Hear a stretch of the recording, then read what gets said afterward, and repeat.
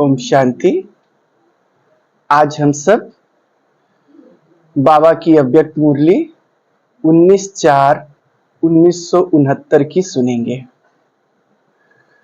जिसमें बाबा ने कहा है संस्कारों को बदलना है तो बिंदु रूप का अभ्यास करो।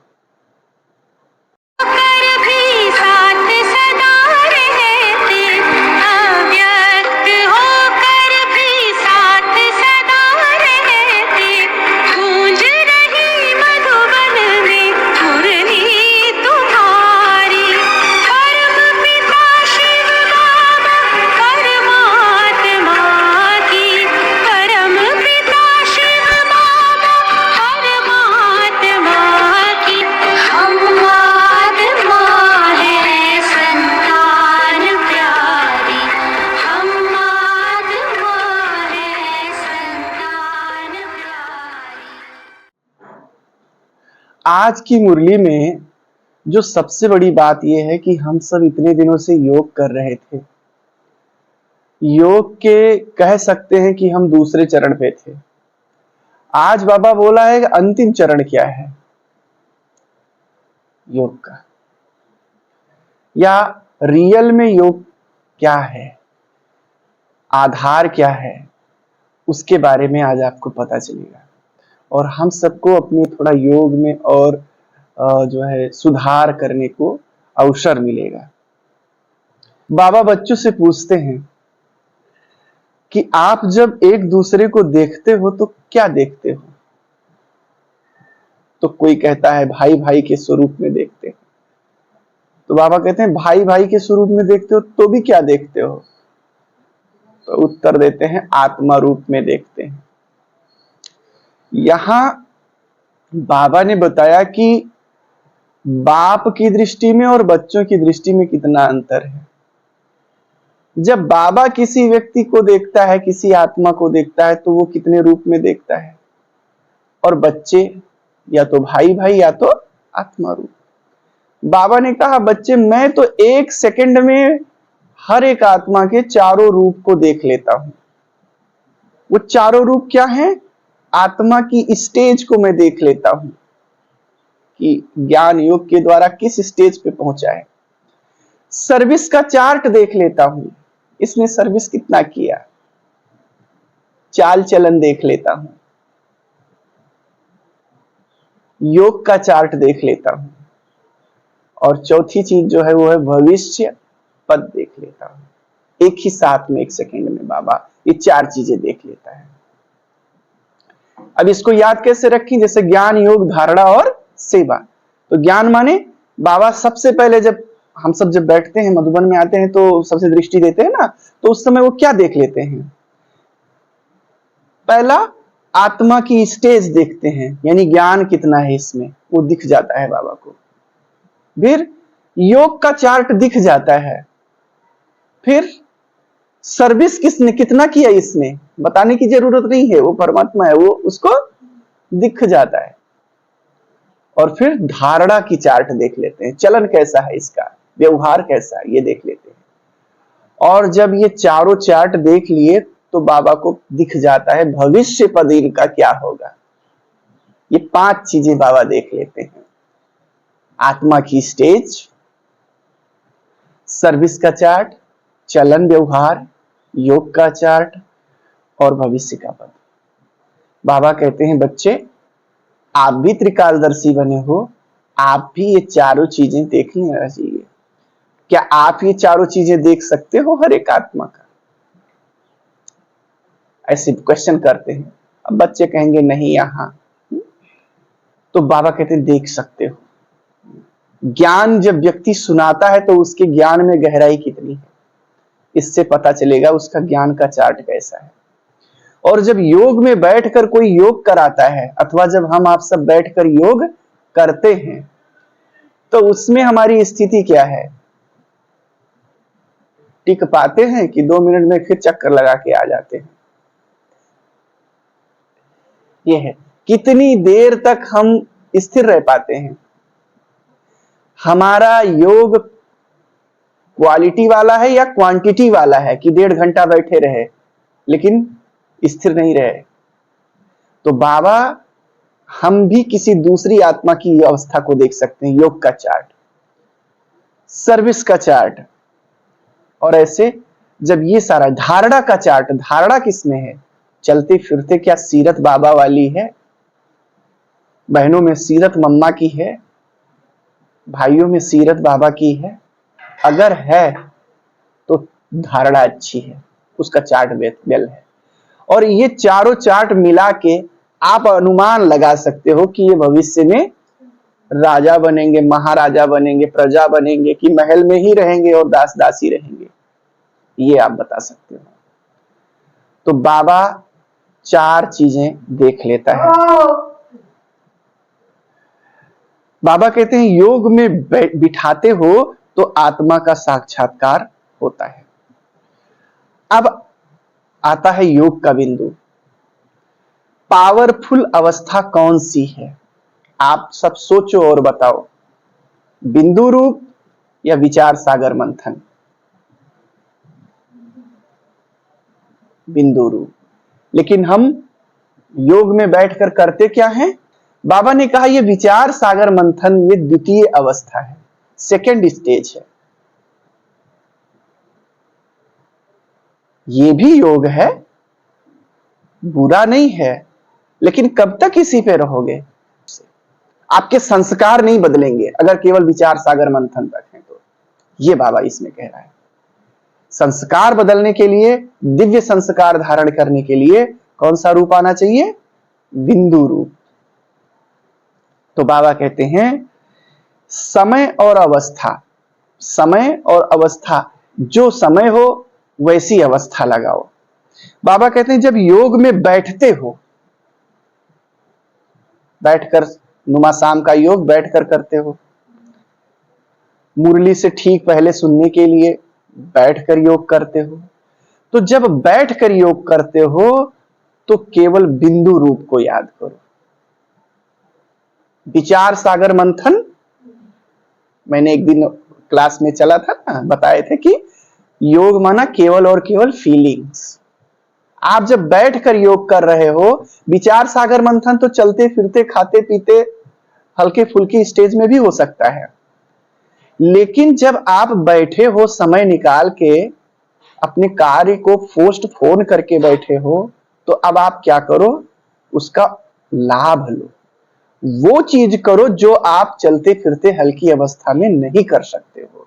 तो वो चीज क्या है कि हम बैठे और विचार बंद, बस मैं आत्मा हूं, इस बिंदु रूप की फीलिंग में देखो, अपने को बिंदु रूप में देखने की कोशिश करो, अनुभव करने की कोशिश करो। कोशिश करो ही ना, बस बैठ जाओ और बिंदु हूं, ना दिखे ना दिखे, ना फील हो ना फील हो, लेकिन हम विचार भी नहीं करेंगे, मंथन करने का समय नहीं है। तो जब ऐसे आप करते रहोगे कुछ दिन, तब धीरे धीरे दिखने लगेगा, फील होने लगेगा। तो बिंदु रूप का कैसे करना है? एक तो खुद में देखना है कि मैं आत्मा देह के अंदर हूं, और दूसरा फिर परम धाम में मैं आत्मा हूं, कि परम धाम का चित्र आ रहा है और शिव बाबा हैं, हम हैं, सब हैं, आत्माएं हैं, लाल प्रकाश है। हम याद करेंगे और याद में ही सेकंड में, बाबा जो कहता है सेकंड में परम धाम पहुंचो, तो जाने में तो जब तक कमेंट्री मारेंगे तब तो बहुत सेकंड हो जाता है, भाई याद किए परम धाम, लो हो गए, पहुंच गए। तो ये है, हमें परम धाम को याद करना है। तो बिंदु रूप दो, एक तो देह में और दूसरा देह से बाहर परम धाम में, ये अभ्यास करना है। बाबा ने कहा सुबह जो अमृत बेले का समय है, अमृत बेले के समय में अगर बिंदु रूप याद करोगे तो झुटका आएगा, क्योंकि विचार ही नहीं करोगे। तो अमृत बेले में रूह रिहान करो, विचार सागर मंथन करो। ये है, बाबा ने कहा ना समय और अवस्था, तो बीज रूप अवस्था कब करना है और विचार सागर मंथन कब करना है? जब बीज रूप अवस्था होती है तो बाबा कहते हैं उस समय विचार सागर मंथन की आवश्यकता नहीं है बीज रूप में। अमृत बेले अव्यक्त रूह रिहान की अवस्था होती है, और बिंदु रूप का अभ्यास जब आप बैठ के करना चाहो तो करो। अस्थाई अव्यक्त अवस्था है। अव्यक्त अवस्था जो बात बार बार आ रही थी, तो अव्यक्त अवस्था क्या है? बिंदु रूप का अभ्यासी है। साधन क्या है? क्या साधन लें फिर? अब विचार भी एक साधन होते हैं आगे बढ़ने के। साधन क्या अपनाएं बिंदु रूप में जाने के लिए? तो पहला है, बाबा कहते हैं पावरफुल ब्रेक होना चाहिए। ब्रेक पावरफुल मतलब जब आप योग में बैठते हो तो तमाम विचार चल रहे होते हैं, अभी अभी आप बाहर से आए हैं या कुछ करके आए हैं और आप बैठ गए हैं, तो आपका ब्रेक इतना पावरफुल हो कि आपका विचार क्या हो जाए? तुरंत शून्य हो जाए। ना शून्य हो पा रहा है तो आप केवल बैठ जाओ और विचारों को केवल देखो, करो ना देखो, तो धीरे धीरे विचार 2-4 मिनट में क्या हो जाएगा? शून्य हो जाएगा। अपने आप विचार क्या हो जाएगा? शून्य हो जाएगा। अब जब विचार शून्य हो गया तो समझो ब्रेक आपकी क्या हो गई? लग गई। फिर दूसरी अवस्था है ड्रामा की परिपक्व समझ।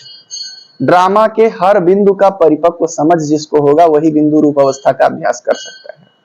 मतलब फिर हमारे अंदर ऐसे विचार चलने लगते हैं जो कुछ ऊपर नीचे दुनिया में हुआ है या मेरे जीवन में हुआ है ऐसे, तो उस पर सब जगह जब आप ड्रामा लगा सकोगे तभी आपका विचार क्या बनेगा? शून्य बनेगा। तो विचार शून्य हो गए। अब फिर आप अभ्यास, तो ये 3 चीज है, पावरफुल ब्रेक, ड्रामा की समझ और तीसरा क्या है? अभ्यास। अभ्यासेन वर्धते विद्या। बार बार अभ्यास करने से विद्या बढ़ती है। हम अभ्यास करेंगे तो बिंदु रूप की अवस्था का अनुभव होगा।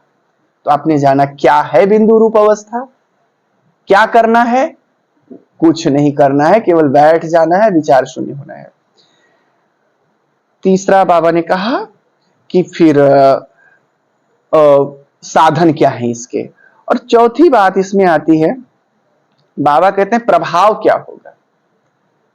कोई आत्मा बिंदु रूप का अभ्यासी है, इसका प्रभाव क्या होगा? कैसे आपको पता चले कि ये बिंदु रूप के अभ्यासी हैं, ये अस्थाई रूप से अव्यक्त अवस्था में रहते हैं, कैसे पता चलेगा? तो बाबा कहते 3 बातें उसके जीवन में होंगी। पहला तो ये होगा जो ब्रह्मा बाबा के लिए लोग अनुभव कहते थे कि जब बाबा का गए तो शरीर उनका गायब हो गया। गायब होता नहीं था, लेकिन सामने वाले को क्या लगता था? शरीर है ही नहीं, केवल लाइट ही लाइट है, लाइट ही।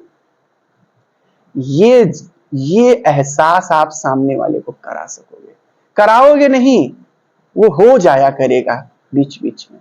जब जितनी तगड़ी अवस्था आपकी ये बिंदु रूप की रहेगी उतना उसको अवस्था होगी, सामने वाले को एहसास होगा, साक्षात्कार मूर्त हो जाएंगे आप। लाइट ही लाइट है। इसी को ऋषि मुनियों ने कौन सा कहा? जब लाइट ही लाइट अवस्था का होगा, संपन्न अवस्था का अनुभव होगा। जब लाइट अवस्था बिंदु अवस्था आएगी तो आपके सारे कष्ट दूर हो जाएंगे, आपको लगेगा हम संपन्न हैं। अब ऐसी ही अवस्था को हमारे ऋषि मुनियों ने अनुभव किया तो उन्होंने कहा अहम ब्रह्मास्मि, मैं ही ब्रह्म हूं। क्या हूं? क्योंकि बिंदु रूप अवस्था ऐसी अवस्था है जिसमें कि आत्मा परमात्मा के समान सारी शक्तियां दिखने लगती हैं आत्मा में। तो उनको ये भ्रम हो गया कि परमात्मा कोई और नहीं है बल्कि कौन हूं? मैं ही हूं। वो आपको एहसास होगा। इतनी संपन्नता कि अहम ब्रह्मास्मि, मैं ही ब्रह्म हूं। इतनी संपन्नता कि लगेगा आत्मा सो परमात्मा, आत्मा ही क्या है? परमात्मा है। तो ये अवस्था की फीलिंग होगी। सारा ज्ञान जो है मर्ज रूप में आप में रहेगा उस समय। दूसरा बाबा ने कहा है जो बिंदु रूप के अभ्यासी होंगे उनके संस्कार परिवर्तित हो जाएंगे। संस्कार परिवर्तन का आधार ही है बिंदु रूप। तो बिंदु रूप का पहला प्रभाव लाइट ही लाइट, दूसरा प्रभाव संस्कार बदलेगा, और तीसरा प्रभाव जो हम देख नहीं सकते, लेकिन बाबा कहते हैं ऐसा होगा। वो तीसरा प्रभाव क्या है? तीसरा प्रभाव बाबा ने कहा धर्म राजपुरी की सजाओं से बच जाएंगे जितने बिंदु रूप के अभ्यासी होंगे। तो अब देखो ये सर्वोच्च अवस्था है बिंदु रूप की अवस्था। इसी को बीज रूप अवस्था कहते हैं, इसी को ज्वाला स्वरूप योग भी कहा जाता है, जिसमें आप केवल अनादि रूप में हैं, आत्मिक रूप में हैं। फिर बाबा कहते हैं बिंदु रूप में सारा ज्ञान मर्ज रहता है। जैसे देवी देवता जब आप सतयुग में होंगे तो बाबा कहता है कि वहां पे ये ज्ञान तो नहीं होगा, लेकिन जीवन में ये ज्ञान मर्ज रूप में रहेगा, संस्कार इस ज्ञान के होंगे। तो जब आप बिंदु रूप अवस्था में रहेंगे तो सारा ज्ञान विचारों के रूप में तो नहीं होगा, लेकिन फील होगा सारा ज्ञान, सारी शक्तियां, सारा ज्ञान, प्योरिटी, वो सब फील होगा मर्ज रूप। जैसे बीज में संपूर्ण वृक्ष मर्ज होता है, ऐसे आपकी उस स्वरूप में संपूर्ण ज्ञान मर्ज होगा, आप साक्षात्कार कर सकते हैं। ऐसे बाबा के बच्चों ने कहा, बाबा तब तो आप कह रहे हो जब कोई विचार ही न चले तब तो ये समाधि हो गई जिसको लोग कहते हैं। तो बाबा ने कहा, नहीं नहीं बच्चे, समाधि अलग है और बिंदु रूप अवस्था अलग है। समाधि नील की अवस्था है जिसमें कि कोई विचार ही नहीं चल रहा है और कोई अनुभव भी नहीं हो रहा है। जो समाधि दुनिया में जिसको समाधि शब्द कहा जाता है, उसमें नील है, शून्य अवस्था, न कोई अनुभव न कोई। लेकिन बिंदु रूप अवस्था में क्या है, विचार नहीं है लेकिन फीलिंग्स 100% है, फीलिंग पूरी की पूरी है आप में, दिव्यता की फीलिंग, परमात्मा स्वरूप की फीलिंग, आत्म स्वरूप की फीलिंग, ज्ञान स्वरूप की फीलिंग, शक्ति स्वरूप की फीलिंग, सुख स्वरूप की फीलिंग, ये जितने भी आत्मा के 7 गुण हैं उन 7 गुणों की फीलिंग्स आपको पूरी पूरी रहेगी। हाँ, विचार नहीं रहेंगे, विचार शून्य होंगे आप। तो समाधि में और इसमें क्या है, अंतर है। बाबा कहते समाधि में कोई लक्ष्य नहीं रहता है, बस नील हो गए तो नील हो गए, जबकि बिंदु रूप अवस्था में संपन्नता का अनुभव होगा, अहम ब्रह्मास्मि का अनुभव होगा, आत्मा शो परमात्मा का अनुभव होगा। ओके, बाबा ने अंत में की पॉइंट कहा और बहुत अच्छी चीज कही, ये समझने लायक है इसलिए हमने कहा कि इसको बोला जाना जरूरी है। बाबा ने कहा खुद भल पुराने होते जाएं, लेकिन पुरुषार्थ नया नया होना चाहिए। क्यों? क्योंकि जब नए नए पुरुषार्थ करोगे तो आप ऊबोगे नहीं, एक ही ढर्रे पे चलोगे तो क्या होता है, व्यक्ति ऊब जाता है और ऊबने के बाद पुरुषार्थ ढीला पड़ जाता है। समझ गए? तो ये आपका जो नया एक प्रोजेक्ट चला, कौन सा पुरुषार्थ है, नए किस्म का पुरुषार्थ है। ऐसे ये जब कभी 3 साल में पूरा हो जाएगा तब फिर कोई नया चालू हो जाएगा और इसमें हम सबको तमाम ज्वेल्स खजाने मिल जाएंगे, बाबा के द्वारा हम ज्ञान रत्नों से श्रृंगारित हो जाएंगे। आप सबके लिए होमवर्क क्या हो सकता है, होमवर्क ये हो सकता है जैसे कल हमने आप सबको भेजा था ग्रुप पे कुछ प्रश्न और उत्तर, ऐसे आप प्रश्न और उत्तर बनाएं। अगर आप ऐसा कुछ करेंगे तो आप सबको भी एडमिन कर देंगे, उसमें आप लोग भी डालें, जिससे लोगों का क्या होगा, अकेले आदमी कितना करे। प्रश्न बनाए, उत्तर बनाए, कॉपी पे बना ले और उसको फिर सीधा क्या किया जाएगा, फोटो करके भेज दिया जा सकता है, भेज सकते हो आप। तो ऐसे स्क्रिप्ट लिखें, ये भी एक पुरुषार्थ हो जाता है, ये होमवर्क है। तकिया जब लिखेंगे आप तो आप अपने लिए भी कुछ समझेंगे और दूसरे लोग भी समझ जाएंगे, उनका भी कल्याण होगा, है ना। तो इस प्रकार से ये होमवर्क है, प्रश्नोत्तर बनाएं, स्क्रिप्ट लिखें। आज जो मुरली भेजी जाएगी उस पर आप सब लोग अपने अपने तरीके से इस मुरली को सार में कैसे करें, जैसे मैं मुरली एक तरफ से नहीं सुना रहा, सार में सुना दे रहा हूं पावर पॉइंट, तो आप उसके पावर पॉइंट निकालें और अगर संभव हो तो उसको भी ग्रुप पे आप सब भी डालें, है ना। जब पुरुषार्थ कर रहे हैं, हम सब आध्यात्मिक पुरुषार्थी हैं, तो हम सब मिल करके इस कार्य को अच्छे से करें। ठीक है, ओम शांति।